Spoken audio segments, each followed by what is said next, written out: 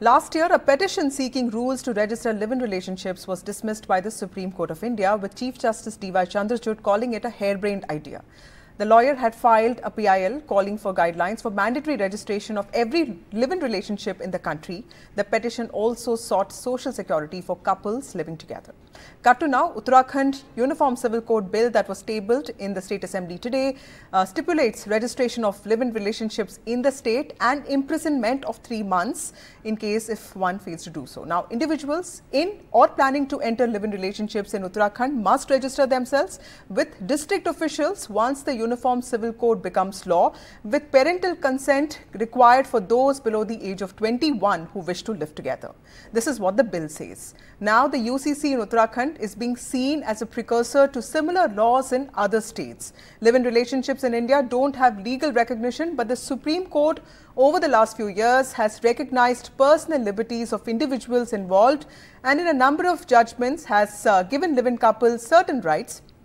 For instance, live-in relationships can be covered under protection from domestic violence law. So does the obligation to register a live-in relationship go against principles of privacy and the promise of freedom that are enshrined in the Constitution? How will this impact lives of young people in love? That is the question we are asking tonight. Joining us now, Khushbu Jain, Advocate Supreme Court, Dr. Akriti Bhatia, who's a sociologist, and Ashutosh Srivastava, who's an advocate of the Supreme Court. Thank you all of you for joining us on this broadcast. Let me go across to Ms. Jain. As a lawyer, tell us, what is the legal status of live-in relationships in India? What have the courts said? And how do you see Uttarakhand bill in this context? Okay, so as of now, live-in relationship in India is legal. There is no harm when it comes to legal relationship. Not been given a status of criminalization of live-in relationship, but there has been okay, and we have not seen, this is something which is new in India as compared to Western culture, but we have seen that this is turning out to be a matter of personal choice, that somebody wants to have a live-in relationship for reasons that can be to check compatibility, to understand, or it can be anything to understand the harmony part of it, or there can be enough of more reasons to understand, to spend quality time, to check the duration of the relationship before entering into a marriage, or to help build in unity in diversity, and to understand that part, or to remove any kind of social pressure that comes in place once you break a relationship. So these are the fabrics that has given a rise to live-in relationship.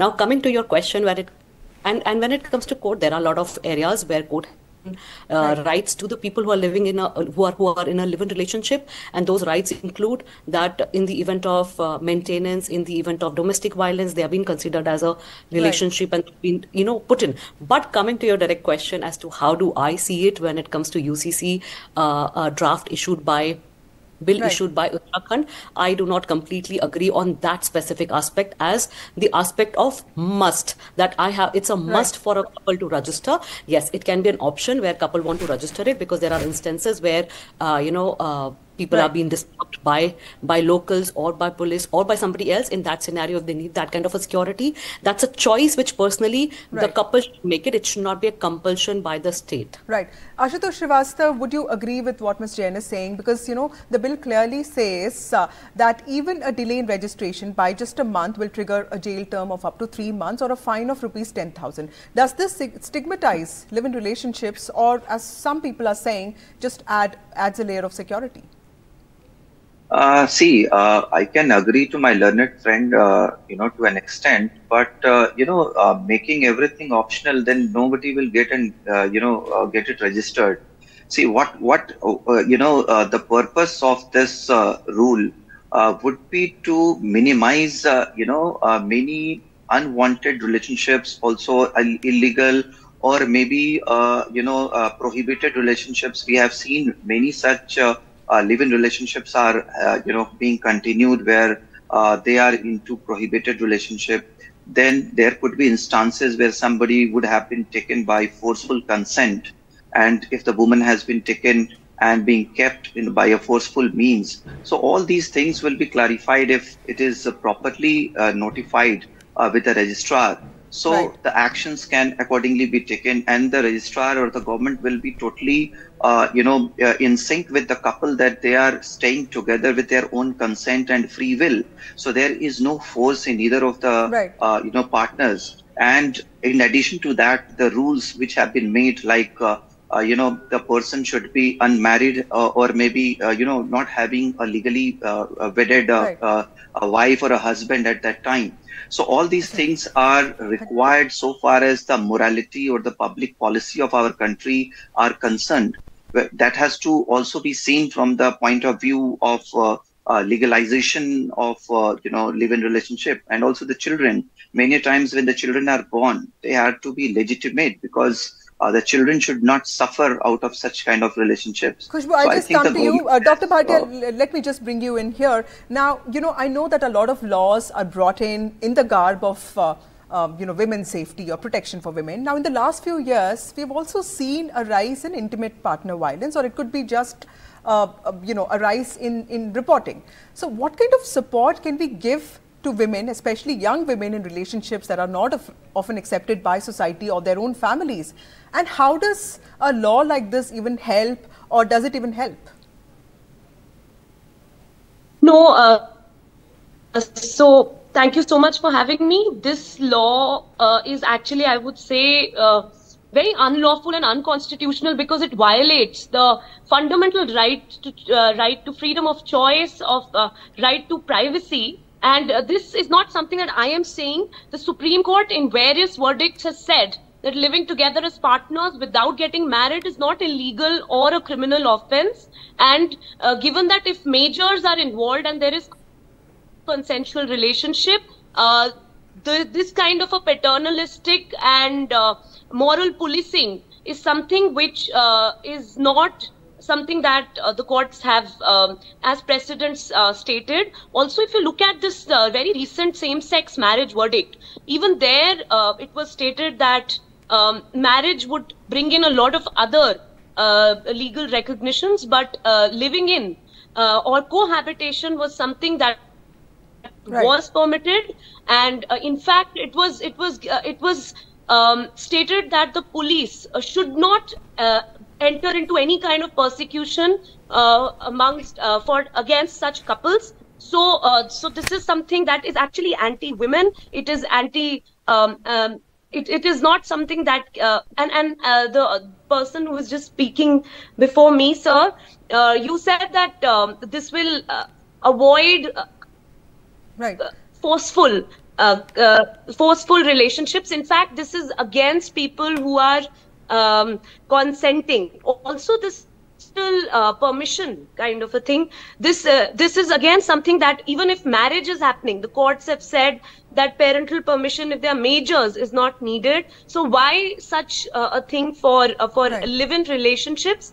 People are marrying late these days. They're working, and a lot of such arrangements have become very Let me get across. Let me get in Khushbu Jain here. Khushbu, would you agree with that? And also, there's another point of minors. In the last few months, we've also seen courts being sensitive when it comes to young adults. Where the boy is slightly older than the girl, who could be a minor, and they've eloped, and families have charged the boy with POCSO and other laws which are actually brought in to protect children. How does one balance realities of women getting cheated versus families going to all extents to separate couples, even misuse laws? Okay. See, there cannot be a straightforward answer to that. But if you have to understand, yes, we have seen in the past, and I think there was a discussion at NDTV itself when it came to women at the younger age, or at minor age, or just across the age, and there is a huge age gap when it comes to the other partner living in a live-in relationship. Maybe with the aspect of promise of marriage, or luring, or showing a life which making them live in that life and taking an advantage of it, which they do not understand that they are being taken advantage of. These things, there can be chances of happening it, but this has happened in the past as well. If you look at our marriage, age has never been a question when it comes to marriage. There has always been a gap in the age. But yes, there is an element of this happening, but you cannot say that force upon. That's where I'm putting it across, that the aspect of forcing couples to register is something which is not right.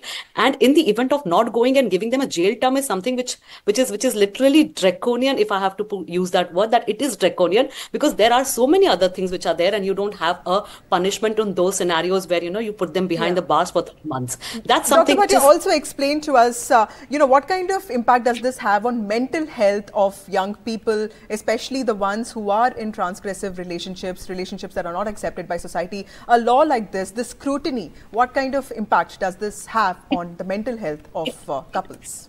Absolutely, it will have an impact. That's why I said it, that do not touch on that aspect. Let there be, because there has been already a law in place where they have given recognition to relationship, and they have given recognition to the aspect of domestic violence, where they have given recognition in aspect of alimony. In also, UCC is also talking about giving legitimacy to illegitimate child and equal rights to an illegitimate child. So let there be an aspect covering all those. Dr. Bhatia, would you agree with that? What about the mental health and the thing that Ms. Jain is also pointing out? No, this is absolutely traumatizing and stigmatizing, because I was just saying that how would go household by household and check whether people have registered and whether they have the marriage certificates. So it can actually have very severe ramifications, and just like the criticisms of anti-Romeo Squad, where even couples who were brothers and sisters were targeted. And this whole thing of prohibited relationships, it's a very problematic term, because again, if they are consenting adults and they have entered into, Dr. Bhatia, thank you. In Shakti Vahini versus Union of India, Lata Singh. I'm really sorry, we're running short of time. Thank you, Dr. Srivastava. Thank you, Mr. Srivastava. Thank you, Dr. Bhatia, and thank you, Ms. Jain, for joining us on this discussion.